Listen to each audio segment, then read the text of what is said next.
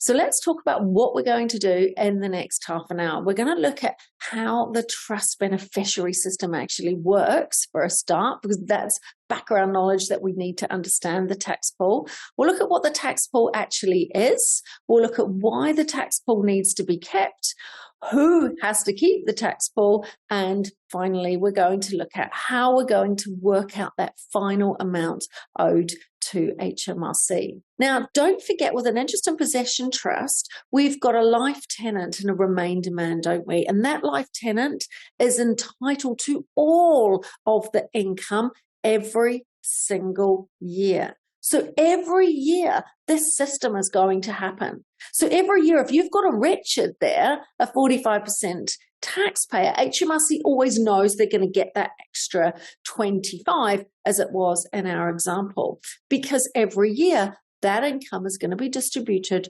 to the beneficiaries. So if the tax due is more than 5,000, as we said, balancing charge will occur. If the tax is less, then a balancing allowance. If the trust has got an overdue tax pool, and this is important, this amount will need a prepayment as well. So it's a bit of a disaster if a trust does get an overdrawn tax pool, because not only have you got that amount to pay over to HMRC, but half of that amount you're going to have to pay in advance on the 31st of January for the following year.